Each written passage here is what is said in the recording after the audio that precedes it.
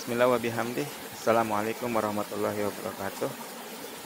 Adik-adik mahasiswa semester 3 kelas A yang semoga senantiasa dirahmati oleh Allah. Alhamdulillah, pada kesempatan yang baik ini saya akan mencoba menjelaskan materi terkait dengan rangkaian arus DC. Yang pada kesempatan ini saya akan mencoba mengulas komponen-komponen dasar elektronika yang nantinya kita akan mendapatkan suatu hukum ya, fundamental yang tentunya ini sangat penting untuk bekal Anda semua dalam memahami elektronika dasar, yaitu hukum Ohm dan Kirchhoff. Ini adalah tinjauan mata kuliah elektronika dasar, nanti bisa dibaca ya. Kemudian tujuannya seperti yang ada di RPS. Jadi kita pada kesempatan kali ini akan membahas yang ini ya, menganalisis rangkaian arus arah atau DC gitu ya. Nah, jadi di antara tujuan dari rangkaian searah arus DC yang perlu kita bahas di awal adalah terkait dengan menganalisis rangkaian arus searah DC sesuai dengan teori hukum fisika dan analisis matematis. Nah, ini rangkaian yang akan kita lalui nanti supaya kita bisa memahami dengan baik bagaimana arus arah DC gitu ya. Baik, indikatornya dan beberapa hal yang nanti perlu juga Anda pahami gitu ya, yaitu Anda juga bisa mengoperasikan electronic workbench atau aplikasi yang bisa kita merangkai komponen listrik secara analog ya. Kemudian digital work untuk rangkaian digital, nanti untuk elektronika lanjut ya. Nah, pokok bahasan pertemuan pertama yang akan saya sampaikan pada pertemuan kali ini yaitu komponen dan besaran listrik, kemudian hukum-hukum fundamental kelistrikan, dan nanti kita bisa menganalisis rangkaian listrik dengan mengkombinasikan hukum Ohm dan Kirchhoff. Nah, kita awali dengan resistor. Ini sudah tidak asing untuk kita lihat ya, resistor memiliki beberapa gelang-gelang yang tentunya ini memiliki makna tersendiri gitu. Nah, untuk lambangnya tersendiri ketika kita rangkai pada rangkaian listrik, lambangnya seperti ini. Jadi seolah-olah dia akan menghambat aliran listrik yang ada ya, aliran elektron yang ada. Kemudian di dalam resistor sendiri ada batang karbon yang nanti nilai resistivitasnya tergantung dari jenis dari penyusun resistor itu ya, jenis bahannya, kemudian panjangnya dan luasannya. Ini beberapa keterangan. Jadi biasanya dilapisi oleh plastik, kemudian ini merupakan konektor logam, biasanya dari kawat ya. Oke. Nah, nilai gelang pada resistor yang perlu kita pahami, yang pertama adalah gelang pertama ini menunjukkan angka pertama, kemudian gelang yang kedua menunjukkan angka kedua, dan gelang ketiga menunjukkan banyak nolnya atau pengali 10 pangkat berapa begitu ya. Kemudian ini adalah toleransi. Kalau emas biasanya 5%, bukan biasanya lagi ya, toleransinya 5%. Kalau perak toleransinya 10%, nanti akan lebih jelas di sini ya. Nah, yang perlu kita ingat di situ ya, nilai dari warna ini memiliki nilai-nilai tertentu gitu ya. Kalau hitam 0, kalau coklat 1, kalau merah 2, jingga 3, kuning 4, dan seterusnya sampai putih nilainya 9. Nah, untuk mengingat warna-warna pada resistor bisa Anda pakai jembatan kelinci nih, hico me jiku hibi uap ya. hijau, mejiku, hibi, kuhab. Jadi U untuk ungu, A untuk abu, P untuk putih. Nah, untuk lebih jelasnya kita lihat contoh. Misalnya di sini kita lihat contohnya ya. Gelang 1 ya, angka pertama. Ya, kalau coklat berarti 1 gitu ya. Kalau hijau 5, kalau merah 2, berarti 150, nolnya 2, berarti berapa nilainya? 1500 ya. 1500 ohm. Jadi nilai resistor ini adalah 1500. Untuk toleransinya 5% gitu ya. Berarti 1500 plus minus 5% dari 1500. Jadi device-nya itu. Oke, mudah ya, insya Allah. Nah, sekarang ini latihan yang perlu Anda kerjakan gitu ya. Walaupun tidak dikumpulkan, tapi coba-coba dulu. Ya. Coba nanti semoga bisa ya. Ada 6 resistor di situ, coba nanti tentukan nilainya. Oke. Nah, saya akan singgung sedikit bagaimana cara kerja resistor. Di sini kalau resistornya misalkan 1 ini ya, ada apa namanya yang menghambat ini berupa bata gitu ya. Susunan bata-bata sehingga aliran air itu akan terhambat gitu ya. Nah, ketinggian dari bata ini menunjukkan voltase atau beda potensial ya. Kemudian aliran itu yang tadi, yang ini sebagai hambatan tentunya sebagai resistornya. Kemudian aliran airnya menunjukkan I ya.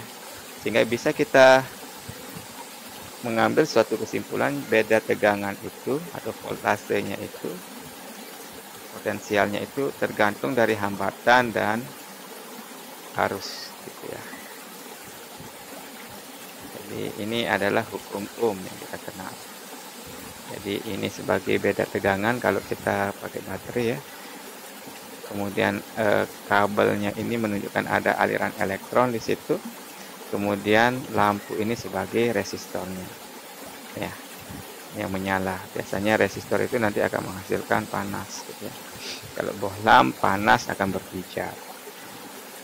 Nah, kita lihat di sini kalau dirangkai secara seri gitu ya, dirangkai secara seri seperti ini. Jadi ada R1, R2, ini tidak ada percabangan ya, itu cirinya resistor seri. Nah, jadi ini sebagai beda tegangan ya, beda tegangan. Kemudian ini beda tegangan 1 antara resistor 1 ya. Kemudian ini sebagai beda tegangan kedua gitu ya. Sehingga kita akan mendapatkan suatu hubungan untuk rangkaian seri.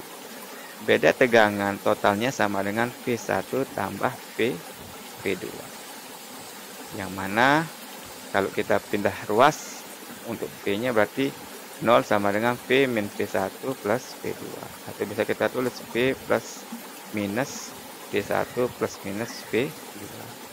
Sehingga kita akan dapatkan bahwa V ditambah min V1 min V2 sama dengan 0. Jadi jumlah aljabar seluruh tegangan dalam suatu loop tertutup sama dengan 0. Inilah yang kita kenal dengan Kirchhoff voltage law. Jadi hukum Kirchhoff tentang tegangan. Ya. Jadi jumlah tegangan pada rangkaian tertutup itu sama dengan 0. Nah, ini saya tantang adik-adik mahasiswa untuk mengerjakan. Yang ditanya di sini berapa arus total, kemudian tegangan pada R1, tegangan pada R2, dan tegangan pada R3. Atau kita sebut saja V1, V2, V3. Nilai R1-nya 9 ohm, ini R2-nya 5 ohm, R3-nya 10 ohm, dan tegangannya untuk tegangan totalnya 24 volt. Ayo, dikerjakan dulu. Siapa tahu ada yang bisa, sambil di pause dulu videonya. Mari kita bahas sekarang ya. Kita coba bahas. Eh, jadi di sini ya, seperti yang sudah dijelaskan tadi, tegangan total pada rangkaian seri tinggal kita jumlah saja. V1 tambah V2 tambah V3. Yang mana untuk V1 sendiri bisa kita cari R1 kali I, kemudian ini R2 kali I, karena arusnya cuma satu nih kan, bukan I1, I2, I3 lagi, karena satu, tidak ada, karena di sini masuk dengan keluarnya sama gitu ya, nggak kemana-mana, nggak bercabang-cabang arusnya ya, arus yang mengalir pada rangkaian seri itu selalu sama. R1 kali I, R2 kali I, R3 kali I, sehingga kita dapatkan bahwa V sama dengan I kali R1 tambah R2 tambah R3.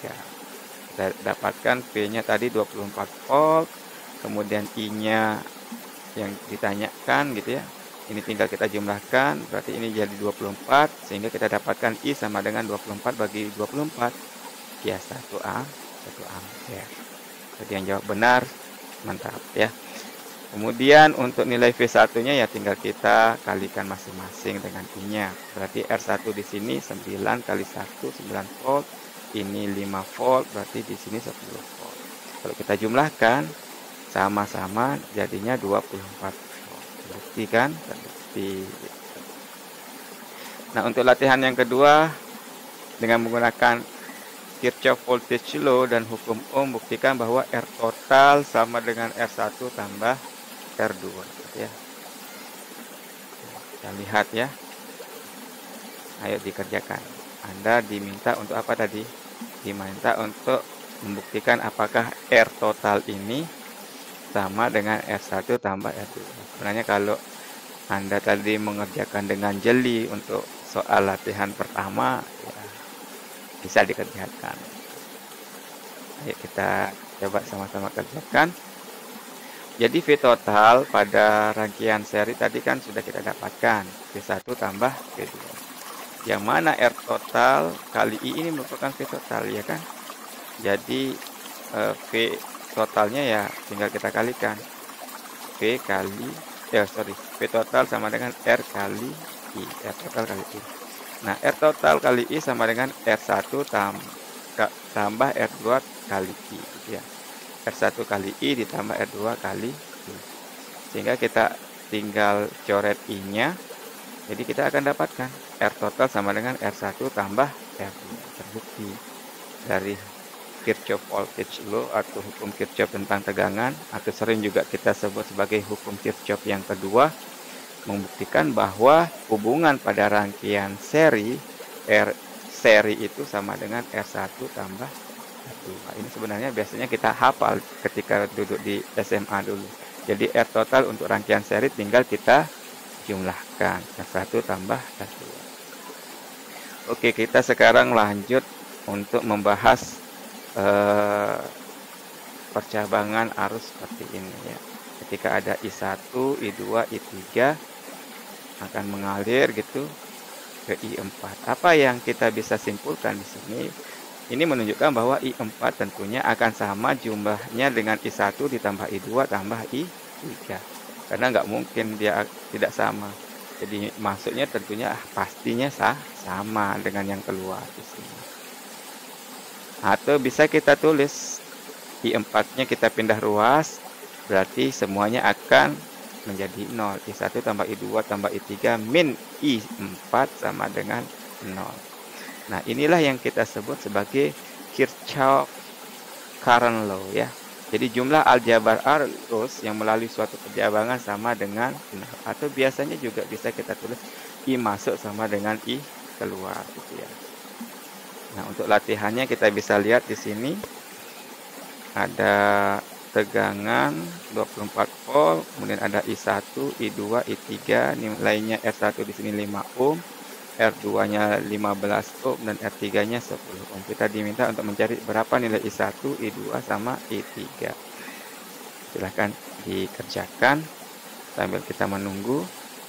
Oke, saya anggap adik-adik mahasiswa semuanya sudah mengerjakan. Coba kita lihat pembahasannya ya. Semoga benar jawabannya semua. Jadi tegangan tadi kan sama dengan R kali I. Ini hukum Ohm ya. Atau I juga bisa kita tulis tegangan dibagi R. Nah, ketika kita ditanya I1 berarti tinggal kita bagi. Karena ini kan dibagi arusnya yang mengalir. Ya, I4 ada yang mengalir ke I1, ada yang mengalir ke I2, ada yang mengalir ke I3. Tergantung dari hambatannya. Tentunya kalau secara logika aliran akan lebih banyak mengalir di mana? Di sini yang hambatannya lebih sedikit. Nah, kita lihat saja I1-nya sama dengan 24 bagi 5. I2-nya 24 bagi 15. I3-nya ya sudah kita bagi 24 bagi 10. Kelihatan kan I1-nya lebih besar dibandingkan dengan I2 dan I3. Ingat satuannya di sini ampere ya. Nah, latihan keempat sekarang. Dengan menggunakan Kirchhoff current law, buktikan bahwa untuk rangkaian paralel hubungannya seperti ini. Coba kita buktikan yuk. Bisa? Bisa lah ya, insya Allah. Jadi I total itu kan tadi kita sudah sebutkan I1 tambah I2 tambah I3. Nah, I total sendiri rumusnya apa? Tegangan dibagi R total. Kalau I1 berarti tegangan dibagi R1, I2 tegangan bagi R2, I3 tegangan dibagi R3. Sehingga kita akan dapatkan di sini kita keluarkan V-nya ya. V dikali 1/RT sama dengan tegangannya juga kita keluarkan yang ini 1/R1 tambah 1/R2 tambah 1/R3. Sehingga kita bisa coret V-nya akan kita dapatkan 1/RT sama dengan 1/R1 tambah 1/R2 tambah 1/R3. Terbukti. Oke, demikian yang bisa saya sampaikan. Jadi kesimpulannya yang mana resistor itu memiliki nilai resistansi atau hambatan sebanding dengan jenis bahannya, kemudian panjang dan luasannya, gitu ya.